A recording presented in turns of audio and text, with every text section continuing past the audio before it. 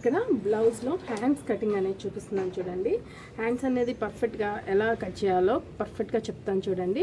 ఇప్పుడైతే హోల్డింగ్స్ మనకెళ్ళి ఉన్నాయి, ఓపెనింగ్స్ అనేది ఆపోజిట్లో ఉన్నాయి. దాన్ని 4 హోల్డింగ్స్గా క్లోజ్ చేస్తున్నాను. 4 హోల్డింగ్స్గా క్లోజ్ చేసేసి ఇలా పెట్టేసుకొని ఇప్పుడు ఒక స్ట్రైట్ లైన్ తీసుకుందాము. ఇక్కడ వచ్చేసేసి ఇవి వేస్టేజ్కి అనమాట. వేస్టేజ్కి ఒక స్ట్రైట్ లైన్ తీసుకున్నాను. మళ్ళీ తిప్పి మడతేసి కుట్టడానికి ఒక 1 ఇంచ్ మందం ఒక మార్కింగ్ చేసుకోండి. ఎగ్జాక్ట్లీ 1 ఇంచ్ తీసుకోండి. అందరు 1/2 ఇంచ్ చెప్తారు కానీ 1/2 ఇంచ్ సరిపోదు. మడతెట్టి కుట్టడానికి ఇక్కడ చేతి పని చేయడానికి అనమాట. చేతి పని చేయడానికి 1/2 ఇంచ్ తీసేసుకొని ఇప్పుడు ఆది బ్లౌజ్ తీసుకోండి. ఇలా ఆది బ్లౌజ్ ఉంది కదా, ఆది బ్లౌజ్ని ఇలా పెట్టేసేయండి. ఇలా పెట్టేసేసి సేమ్ యాజ్ ఇట్ ఈస్గా ఆది బ్లౌజ్ ఎలా ఉందో అలా తీసేసుకోవచ్చు. హ్యాండ్ లూజ్ ఎంత ఉందో అక్కడికి మార్క్ చేసేయండి. హ్యాండ్ పొడవు ఎంత ఉందో ఒకసారి చూసుకోండి. ఇలాగా చూసుకొని హ్యాండ్ పొడవు ఎగ్జాక్ట్లీ ఎంత ఉందో ఒకటి మార్కింగ్, ఖర్చులకి ఒకటి కొంచెం పైకి మార్కింగ్ అనమాట. ఇలా మార్క్ చేసేసుకొని హ్యాండ్ ఇలా పెట్టేసేసి కరెక్ట్గా చంక కుట్టు ఎక్కడికి వచ్చిందో ఒకసారి ఇలాగా లాగినట్టు చేయండి. ఇక్కడ పట్టుకొని ఇలా లాగినట్టు చేసేసి కొంచెం అంతా ఇక్కడ అసలు కుట్టు ఇక్కడికి ఉంది, కొంచెం పైకి ఖర్చులకి అనమాట. ఇలా మార్క్ చేసేసేయండి. ఇప్పుడు చూసారు కదా, మీకు హ్యాండ్ వచ్చి పొడవు వచ్చేసింది, హ్యాండ్ లూజ్ వచ్చేసింది, చంక డౌన్ పాయింటింగ్ కూడా వచ్చేసింది. ఇప్పుడు మనకి వచ్చిన పాయింట్స్ విధంగా ఒకసారి మార్కింగ్ చేసుకుందాము. హ్యాండ్ హైట్ ఎంత ఉందో ఒకసారి కొలుచుకుందాము. నేను ఖర్చులతో కలిపి 8 ఇంచెస్ వచ్చిందనమాట. ఖర్చులతో కలిపి 8 ఇంచెస్, అదే 8 ఇంచెస్ ఇక్కడ మార్క్ చేసేస్తున్నాను. మార్క్ చేసేసి ఇలా ఒక స్ట్రైట్ లైన్ తీసుకోండి. స్ట్రైట్ లైన్ తీసేసుకొని ఇప్పుడు ఇక్కడ మార్కింగ్కి ఎంత వచ్చిందో చూద్దాము.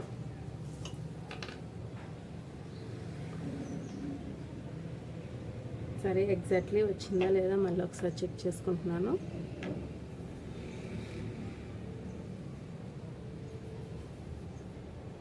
ఇలా కన్నా రివర్స్ తీసుకొని మనం పెట్టుకుంటే మార్కింగ్ అనేది ఇంకా పర్ఫెక్ట్గా వచ్చేస్తుంది. కాబట్టి రివర్స్ తీసుకొని పెట్టుకుంటున్నాను.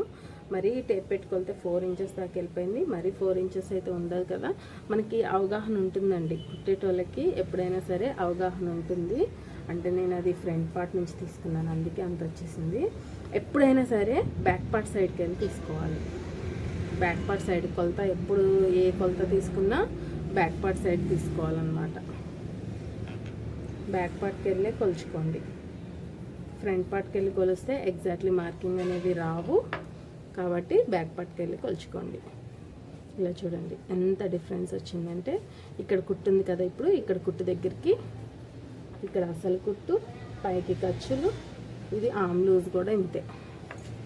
ఆమ్ లూజ్ కూడా ఇక్కడికి ఉంది. ఈ ఖర్చులతో కలిపి ఇక్కడికి వచ్చింది మార్కింగ్. ఒకసారి ఇప్పుడు కొలిచి చూస్తాను. చూసారా 3.5 దాకా వచ్చింది. అంటే 3.5 కూడా కాదు, 1/4 అనేది వచ్చింది. ఖర్చులతో కలిపి 1/4, ఖర్చులు తీసేస్తే 3 వచ్చింది. మీరు ఇలాగ ఎగ్జాక్ట్లీ చూసుకుంటే కనుక ఇలా పెట్టేసేసి ఖర్చులు లేకుండా చేస్తే 3 ఇంచెస్ అనేది వచ్చింది మనకి. ఫ్రెండ్స్ ఇప్పుడు చూసారా, నేను కూడా కన్ఫ్యూజ్లో ఫ్రంట్ పార్ట్ అనేది తీసేసుకున్నాను. ఫ్రంట్ పార్ట్ నుంచి కొలిస్తే ఇక్కడికి వచ్చింది చూసారా, అందుకని ఫ్రంట్ పార్ట్ నుంచి ఎప్పుడు కొలవద్దు, బ్యాక్ పార్ట్ నుంచి కొలవండి. ఫ్రంట్ పార్ట్ నుంచి కొలిస్తే కనుక మనకి మార్కింగ్స్ అనేవి కరెక్ట్గా రావు. ఇప్పుడు మళ్ళీ సేమ్ యాజ్ ఇట్ ఈస్గా బ్యాక్ పార్ట్ సైడ్ పట్టుకొని ఖర్చులతో సహా పట్టుకోండి. ఇలాగా ఖర్చులతో సహా ఇక్కడ షోల్డర్ ఖర్చులు ఉన్నాయి కదా, ఆ ఖర్చులతో సహా పట్టుకొని టేప్ని ఇలా పట్టుకొని ఆమ్ లూజ్ ఎంత ఉందో చూడండి. ఇలాగా ఆమ్ లూజ్ ఎంత ఉందో చూడండి. ఓకేనా. ఎప్పుడైనా సరే బ్యాక్ పార్ట్ సైడే పట్టుకోండి, ఫ్రంట్ సైడ్ పట్టుకోవద్దు. లాస్ట్ కుట్టు ఎక్కడికి ఉందో అక్కడ చూసుకొని ఖర్చులతో కలిపి ఎన్ని ఇంచెస్ వచ్చింది, 9 ఇంచెస్ వచ్చింది. నాకు ఇక్కడ 9 ఇంచెస్ వచ్చింది. మీరు చూస్తున్నట్లయితే చూడండి ఎగ్జాక్ట్లీ 9 ఇంచెస్కే మన మార్కింగ్ ఉందన్నమాట. కరెక్ట్గా వచ్చేసింది. చూసారా 9 ఇంచెస్ అనేది కరెక్ట్గా వచ్చేసింది. ఓకేనా. ఇప్పుడు 1 ఇంచ్ అనేది ఇక్కడ వదిలేద్దాము. బాడీ పట్టండి, మరీ హెవీ బాడీ అయితే 1.5 దాకా తీసుకోండి. ఇక్కడ నార్మల్ బాడీ అయితే 1 ఇంచ్ అయితే సరిపోతుంది. మరి బక్కటోళ్ళకి కూడా 1 ఇంచ్ సరిపోతుంది. మీడియం బాడీ బక్కటోళ్ళకి అయితే ఇక్కడ 1 ఇంచ్ సరిపోతుంది. మిగతా వాళ్ళకైతే 1.5 దాకా తీసుకోండి. ఇప్పుడు మనం ఇక్కడ pointing, um round loose pointing ఇక్కడ 1 ఇంచు వదిలేసాం కదా, ఇక్కడ ఇలాగా స్ట్రైట్గా ఒక లైన్ తీసుకోవాలి. స్ట్రైట్గా ఒక లైన్ తీసుకొని ఇలాగా 1 ఇంచ్ దగ్గరికి 8 ఇంచెస్ వచ్చింది. ఆ 8 ఇంచెస్లోకి టేప్ని సగానికి మడతేద్దాము. సగానికి మడతేసేస్తే 4 ఇంచెస్ అనేది వచ్చింది కదా, ఆ 4 ఇంచెస్కి పాయింటింగ్ చేద్దాము. చేసేసి ఇలాగా లైట్గా కర్వ్ అనేది తీయండి. ఆర్మ్ రౌండ్ స్కేల్ యూజ్ చేయడం కన్నా ఇలా హ్యాండ్ కర్వ్ మనం అలవాటు చేసుకుంటే చాలా అంటే చాలా బెస్ట్ అనమాట. కానీ ఆర్మ్ రౌండ్ కన్నా హ్యాండ్ కర్వే కరెక్ట్ అనేసి నాకు మొన్ననే అర్థమైంది.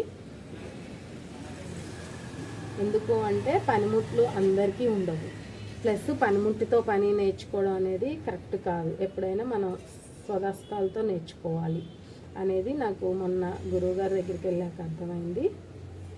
ఒక 2-3 బ్లౌజులు అయితే కరువు కరెక్ట్గా రాకపోవచ్చు, తర్వాత అయినా కరెక్ట్గా వచ్చేస్తుంది కదా. అందుకని చెప్పేసి ఎప్పుడైనా సరే పనిముట్టు లేకుండా స్వదాస్తాలతో కరెక్ట్గా వచ్చేలాగా చూసుకోండి. ఒక 1/2 ఇంచ్ మందం ఇక్కడ దించుతున్నాను. అందరికీ 1/2 ఇంచ్ అంటే కాదు, ఇక్కడ మీడియం బాడీ అను కొంచెం తక్కువ బాడీ ఉన్న వాళ్ళకి 1/2 ఇంచ్ సరిపోతుంది. మరియు ఓవర్ బాడీ ఉన్న వాళ్ళకైతే 3/4 ఇంచ్ దాకా తీయాలి. ఇవైతే గుర్తుపెట్టుకోండి హ్యాండ్ కటింగ్కి. ఇప్పుడైతే నేను కర్వ్ స్కేల్ యూజ్ చేస్తున్నాను. ఇన్ని రోజులు అలవాటు అయింది కదా, ఒకేసారి అలవాటు తప్పాలంటే తప్పట్లేదు నాకు కూడా. కానీ కర్వ్ స్కేల్ యూజ్ చేయకుండా మనం యూజ్ చేయడమే కరెక్ట్ అన్నమాట. మ్యాక్సిమం అలానే ట్రై చేద్దాము తర్వాత నుంచి. మీరు నిన్న మొన్న నా వీడియోస్ చూస్తుంటే కనుక మీకు అర్థమైద్ది నేను ఎందుకు ఇలా చెప్తున్నాను కర్వ్ స్కేల్ యూజ్ చేయకుండా వాడదాం అనేసి అనేది.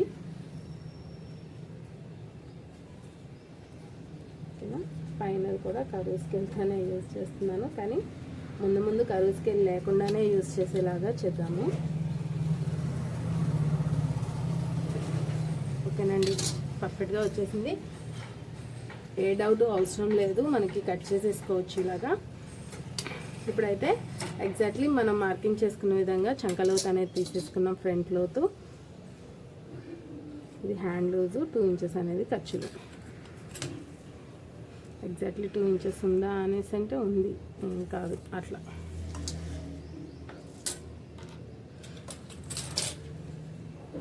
డైలీ కట్ చేస్తూ ఉంటే, డైలీ మనం యూజ్ చేస్తూ ఉంటే కనుక మనం కూడా షార్ప్ అయిపోతాం ఫ్రెండ్స్.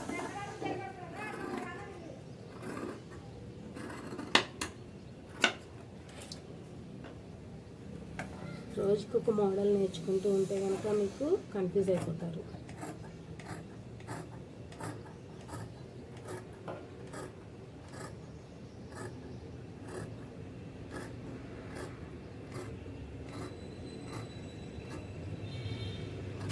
ఇప్పుడు యూట్యూబ్ చూసి నేర్చుకునే వాళ్ళు ఏంటంటే రోజుకొక ఛానల్ చూస్తూ రోజుకొక మోడల్లో నేర్చుకోవాల్సి వస్తుంది.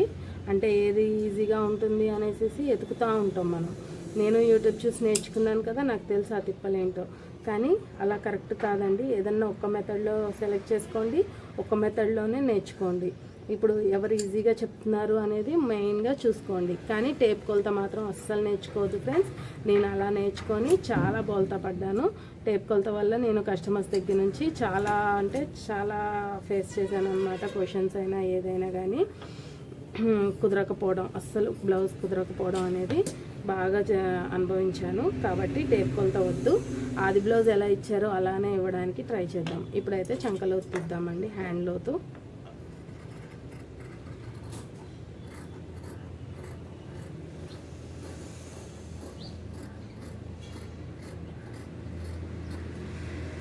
చూసారు కదా, హ్యాండ్ లోత్ అనేది తీసాము.